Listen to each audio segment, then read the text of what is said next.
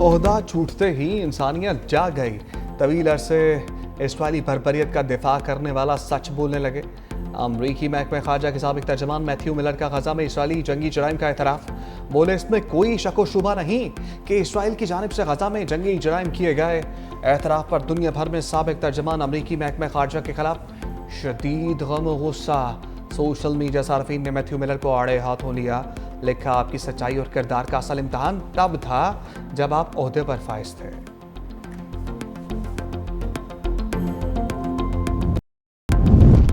ये नरेंद्र नहीं सरेंडर है। कांग्रेस रहनुमा राहुल गांधी का भारतीय वज़ीर-ए-आज़म पर तंज का बीजेपी और आरएसएस को अच्छी तरह जानता हूं। ये हल्का सा दबाव भी बर्दाश्त नहीं कर सकते। ट्रंप के कॉल पर मोदी ने सरेंडर कर दिया।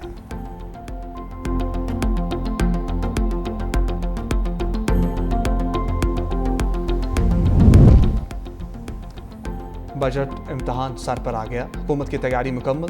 सदर मुमलिकत ने कौमी असम्बली का इजलास 10 जून को तलब कर लिया। कौमी इक़्तिसादी कौंसिल का इजलास 5 जून को तलब करने का फैसला।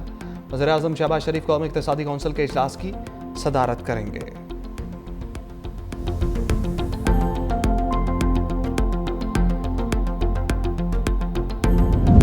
अल्लाह हाजिर हैं। मनासिक हज की अदायगी। आज़मी ने हज के काफिले मिना पहुँचने लगे। आज जोहर से पहले हज की इसादत के लिए मिना पहुंचना ज़रूरी। हज का रुकन आज़म वक़ूफ़ अरफा 9 ज़िलहज बरोज़ जुमेरात को होगा।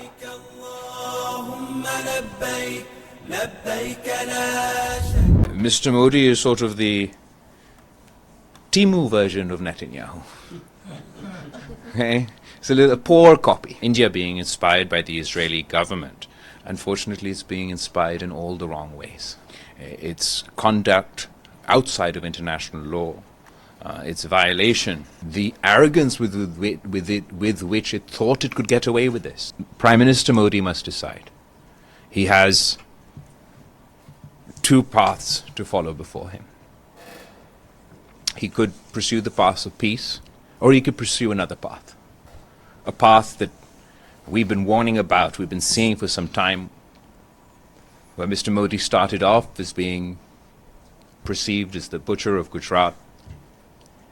He went on to become the butcher of Kashmir, and he aspires to be the butcher of the Indus Valley civilization with his assault on the Indus Water Treaty. Gujarat और कश्मीर का कसाई अब इंडस वैली का कसाई बन गया। बिलावल भुट्टो की भारत की इंतहा पसंदाना पॉलिसियों पर कड़ी तनकीद। अक़वाम मुत्तहिदा के दफ्तर में मीडिया ब्रीफिंग। कहा, मोदी को देखें तो लगता है नेतन्याहू की कॉपी है। मोदी के पास 2 ही रास्ते हैं, अमन या तबाही।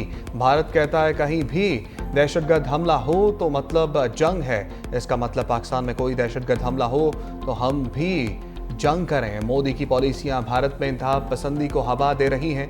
भारत अब नया असूल खित्ते में नाफिज करने की कोशिश कर रहा है। चाहते तो भारत के 20 तैयारे गिरा देते, लेकिन सिर्फ 6 गिराए। हमारे पास भारत के खिलाफ शिकायतों की फहरिस्त है। भारत के साथ हम चाहते हैं, लेकिन शराइत पर नहीं। हमने दहशतगर्दी के खिलाफ जंग की कीमत अदा की। दहशतगर्दी को सियासी मकासद के लिए इस्तेमाल नहीं करना चाहिए। भारत ने पाकिस्तान के खिलाफ इसराइली ड्रोन्स इस्तेमाल किए। चीनी मीडिया को इंटरव्यू में कहा, सच ये है कि भारत जंग हार गया। पाकिस्तान ने भारतीय तैयारे मार गिराए। भारतीय हुकूमत को तस्लीम करने में 1 माह लगा। आलमी बरादरी कश्मीर के अहम मसले के हल में भी मदद करेंगे। बिलावल भुट्टो ने शशि थरूर के सफारती मिशन के चीथड़े उड़ा दिए। सलामती कौंसिल के चौथे रुकन फ्रांस के मंदूब से अहम मुलाकात। भारतीय जारहियत से मुतालिक ब्रीफिंग। कहा, पहलगाम हमले का इल्जाम बगैर तहकीकात पाकिस्तान पर आयद करना संगीन नताइज का बायस बना। भारत ने पाकिस्तानी शहरियों पर एकतरफा फौजी हमले किए, शहरी इंफ्रास्ट्रक्चर को नुकसान पहुंचाया। सिंध तास माहदे को मुअत्तल करके आलमी कवानीन की खिलाफ वर्जी की। पाकिस्तान का मौक़िफ़ बैनुल अक़वामी कवानीन और अक़वाम मुत्तहिदा के चार्टर के असूलों पर मबनी है। भारत खित्ते में एकतरफा हमलों को क्यों न्यू नॉर्मल बनाने की कोशिश कर रहा है, जिसके एटमी खित्ते जैसे जनूबी एशिया में नहायत संगीन असरात मुरतब हो सकते हैं। फ्रांस के नुमाइंदे का भारत और पाकिस्तान के 2 तरफा मुकालमे की जरूरत पर जोर। सिंध तास माहदे के तहत हर कतरा पाकिस्तान का हक है। वज़ीर-ए-आज़म का मोदी को सख्त पैगाम। पेशावर में जिरगे से खिताब में कहा, भारतीय धमकियों पर पानी ज़ख़ीरा करने के लिए इक़दाम करेंगे। 7 मई को दुश्मन ने घात लगाकर हमला किया, बेगुनाह पाकिस्तानियों को शहीद किया। अफ़वाज पाकिस्तान ने जो सबक सिखाया वो क़यामत तक नहीं भूलेगा। नरेंद्र मोदी सरकार शिकस्त के जख्म चाट रही है, अब हमें पाकिस्तान को खुशहाल बनाने के लिए सख्त फैसले करना होंगे। मजीद बोले, पानी के मामले पर चारों सूबों को बैठाकर फैसला करेंगे। खैबर पख्तूनख्वा को दहशत गर्दी के खात्मे तक फंड्स मिलते रहेंगे। वज़ीर आला खैबर पख्तूनख्वा ने कहा कि NFC अवार्ड को दोबारा देखना होगा। NFC अवार्ड में खैबर पख्तूनख्वा के हिस्से पर कमेटी बनाई है। अगस्त में NFC अवार्ड की मीटिंग होगी। वज़ीर आज़म की दयामर भाषा डैम जैसे मंसूबों को तरजीही बुनियादों पर मुकम्मल करने की हदायत।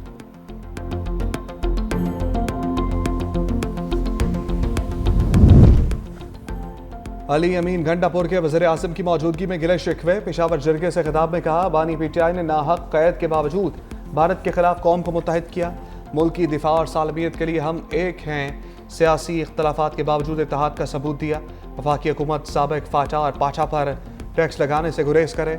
इन इलाकों के आवाम की माली सूरत हाल टैक्स देने के काबिल नहीं। वफाक जम अजला के बेघर अफराद को जल्द मुआवजा अदा करे। NFC में जम अजला का हिस्सा सूबे को मुंतकिल करने का ऐलान किया जाए।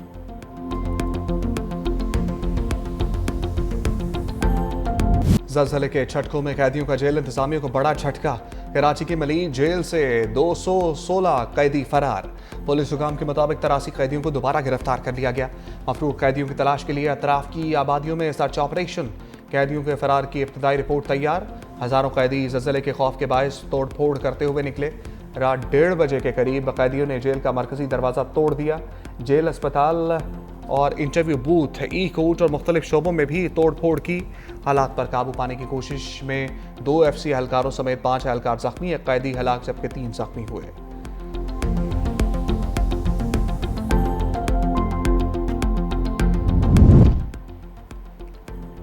मली जेल इंतजामिया की नाहली पर मौतली की तलवार चल गई। IG जेल खाना जात काजी नज़ीर की ओहदे से छुट्टी। DIG जेल हसन सहतो और सुपरिटेंडेंट मली जेल भी फारिग। नोटिफिकेशन जारी। DIG jail Sukkur Aslam Malik DIG jail Karachi तैनात। 20 से जायद सिपाही और हेड कांस्टेबल भी मुअत्तल करने का फैसला। वज़ीर आला सिंध मुराद अली शाह कहते हैं, ज़लज़ले के बाद कैदियों को बैरकों से बाहर निकालने का फैसला गलत था। जिम्मेदारों को सजा दी जाएगी। फरार कैदी सरेंडर कर दें वरना जेल तोड़ने का संगीन मुकदमा बनेगा। शर्जील मेमन कहते हैं, तहकीकात के लिए 2 रुकनी कमेटी बना दी है। 24 घंटे में रज़ाकाराना वापस आने वालों को कुछ नहीं कहा जाएगा। पुलिस ने पकड़ा तो जेल तोड़ने की सजा 7 साल हो सकती है।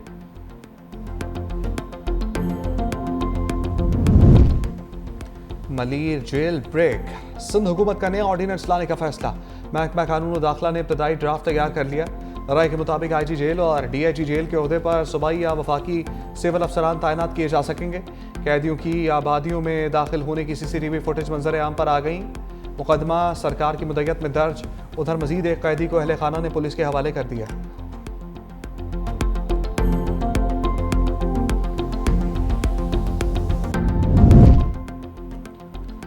टिकटॉकर सना यूसुफ का कातिल गिरफ्त में आ गया। पुलिस ने मुलजिम को फैसलाबाद से हिरासत में लिया।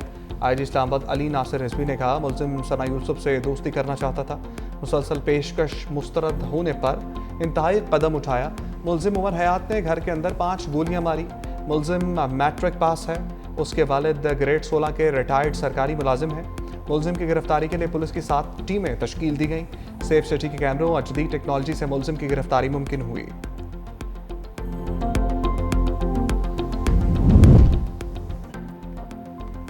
कराची डिफेंस में नौजवान पर तशद्दुद, मुलजिम सलमान फारूकी पुलिस के हवाले।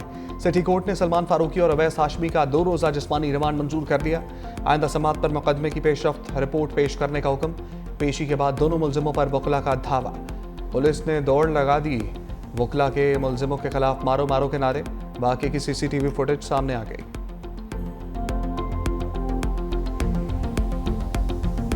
सारे फैसले पहले भी खान साहब करते रहे, अभी भी खान साहब ही करते रहेंगे, लेकिन खान साहब का ओहदा होगा patron in chief of Pakistan Tehreek Insaf. Khan साहब ने यही कहा है कि जो कि हमारे हर तरफ से दरवाजे बंद है, कोई तरीके से रास्ता नहीं है सिवाय इसके कि हम तहरीक चलाएं और तहरीक पुरअमन चलाएंगे और पूरे मुल्क में चलाएंगे। खान साहब ने यही कहा है कि जो तहरीक होगी वो मैं खुद लीड करूँगा। खान साहब खुद इस मरतबा तहरीक लीड करेंगे। पार्टी वही, ओहदा नया। बानी चेयरमैन तहरीक इंसाफ के पैटर्न इन चीफ बन गए। बैरिस्टर गौहर का मुल्कगीर एहतजाजी तहरीक की तफसीलात का ऐलान। कहा, एहतजाज के दौरान बानी की नुमाइंदगी उमर अयूब और सलमान अकरम राजा करेंगे, जबकि अली अमीन गंडापुर खैबर पख्तूनख्वा गवर्नेंस के मामलात पर फोकस करेंगे। एहतजाज के दौरान मुझे बतौर चेयरमैन डिप्लोमेटिक राब्तों की जिम्मेदारी मिली है। मैं ही पार्टी का चेयरमैन हूं और हाई कोर्ट पे पार्टी के केसेस लेकर जाऊंगा। बानी ने कहा है कि उनके लिए सारे दरवाजे बंद किए गए, जिसके बाद अब एहतजाजी तहरीक के सिवा कोई रास्ता नहीं बचा। शिबली फराज कहते हैं पीटीआई के बानी चेयरमैन को 2 साल से नाहक कैद में रखा गया है। 2 साल से सब मौजूद है मुल्क में, लेकिन इंसाफ नहीं है। इनको इनकी फैमिली बच्चों से मिलने तक की इजाजत नहीं दी जाती।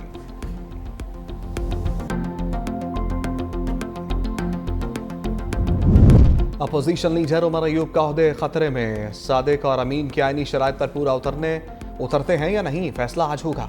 इलेक्शन कमीशन केस पर सुबह 10 बजे समाअत करेगा। बाबर नवाज खान ने इंतखाबात में धांधली का रेफरेंस भी दायर कर रखा है। उमर अयूब कहते हैं स्पीकर ने बगैर तहकीक किए रेफरेंस इलेक्शन कमिश्नर को भिजवाया। अभी इलेक्शन कमीशन के 1.5 साल बाद इनको ख्याल आया मेरे मुखालिफ ने धांधली की शिकायत की थी, जिसे कि वो कोई सबूत नहीं दे सका। भारत के साथ जंग में पाकिस्तान ने मुकम्मल तौर पर अपने वसाइल पर इंसार किया। Chairman joint chief of staff committee general Sahir Shamshad Mirza का सिंगापुर में बीबीसी को इंटरव्यू। कहा हमने कहीं से कोई मदद हासिल नहीं की, सिर्फ और सिर्फ पाकिस्तान की अंदरूनी सलाहियतों पर इंसार किया। उन्होंने खबरदार किया कि किसी भी तनाज़े को बड़ी जंग में बदलने के लिए बहुत कम वक्त और जवाब चाहिए। मुस्तकबिल में अगर कोई तनाज़ा हुआ तो वो सिर्फ मखसूस इलाकों तक महदूद नहीं रहेगा। मुस्तकबिल में जंग छिड़ी तो इससे पूरा भारत और पूरा पाकिस्तान मुतासर होगा।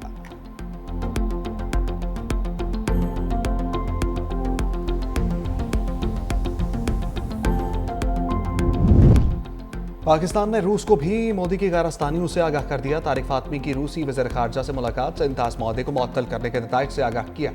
जनूबी एशिया की हालिया सूरत हाल पर सरगई लारोफ को बताया। वज़ीर आज़म शहबाज शरीफ का रूसी सदर प्यूटन के नाम खत हवाले किया। रूसी वज़ीर ख़ारजा का पाक भारत ताल्लुकात के फ़रोग़ पर जोर।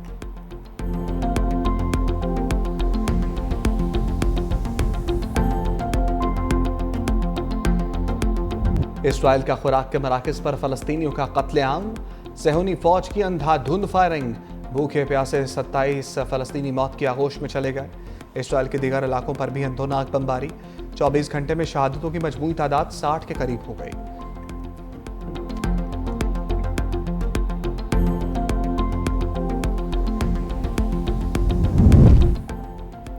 ग़ज़ा में कत्लेआम। स्पेन का इसराइल को करारा जवाब। सेहूनी रियासत के साथ $32.5 करोड़ असलहे का मुआहदा मनसूख कर दिया। अस्पानी वजारत दिफा के मुताबिक इसराइली कंपनी राफेल से एंटी टैंक मिसाइल्स की खरीदारी मनसूख कर रहे हैं। मुआहदा ग़ज़ा जंग शुरू होने से सिर्फ 4 रोज़ कबल फाइनल किया गया था।